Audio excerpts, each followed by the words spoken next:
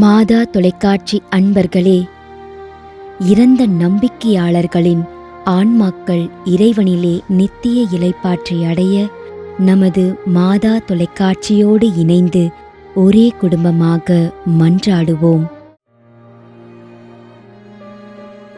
திரு சூசை பிள்ளை ஸ்வாம் பிள்ளை, பிரான்ஸ்.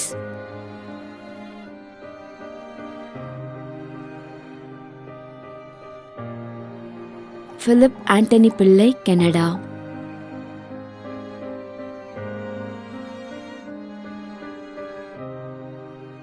திரு தன்ராஜ் ஆண்டனி, திருமதி கரோலின் தன்ராஜ், கிருஷ்ணகிரி. மேலும் கொரோனா நோயினால் பாதிக்கப்பட்டு இறந்த அனைத்து நம்பிக்கையாளர்களின் ஆன்மாக்களுக்காகவும், யாரும் நினையாத நம்பிக்கையாளர்களின் ஆன்மாக்களுக்காகவும் மன்றாடுவோம். தந்தை, மகன், தூய ஆவியாரின் பெயராலே ஆமென். ஆண்டவருடைய பெயராலே நமக்கு உதவி உண்டு. விண்ணையும் மண்ணையும் படைத்தவர் அவரே. திருவெளிப்பாட்டு நூலிலிருந்து வாசகம். அதிகாரம் 14, இறை வார்த்தை 13. விண்ணகத்திலிருந்து ஒரு குரலை கேட்டேன். இது முதல் ஆண்டவரோடு இணைந்த நிலையில் இறப்போர் பேறு பெற்றோர் என எழுது என்று அது ஒலித்தது. அதற்கு தூய ஆவியார், ஆம், அவர்கள் தங்கள் உழைப்பிலிருந்து ஓய்வு பெறுவார்கள், ஏனெனில் அவர்கள் செயல்கள் அவர்களை பின்தொடரும் என்று கூறினார். ஆண்டவரின் அருள்வாக்கு. இறைவனுக்கு நன்றி. நம்மிடையே வாழ்ந்து இறந்து போன இறைவனின் அடியார்களுக்காகவும், மேலும் குறிப்பாக மாதா தொலைக்காட்சி வழியாக நீர்த்தார் நினைவில் இன்று நினைவு கூறும் இறைவனின் அடியார்கள் அனைவருக்காகவும் மன்றாடுவோம்.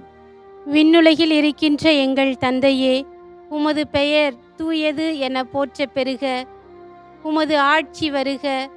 உமது திருவுளம் விண்ணுலகில் நிறைவேறுவது போல மண்ணுலகிலும் நிறைவேறுக.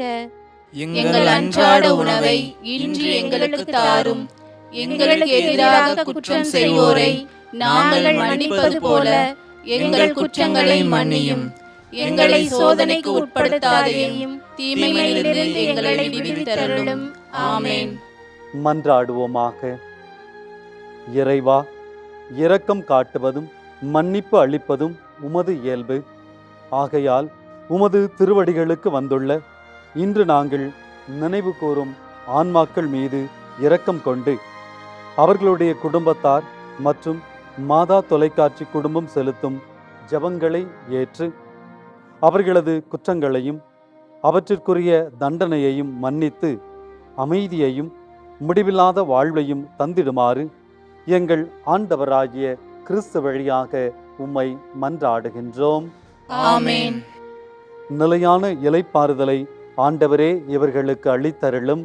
முடிவில்லாத ஒளி இவர்கள் மேல் ஒளிர்வதாக. இறந்த நம்பிக்கையாளர்களின் ஆன்மாக்கள் இறைவனின் இரக்கத்தினால் அமைதியில் இளைப்பாறுவனவாக. ஆமென்.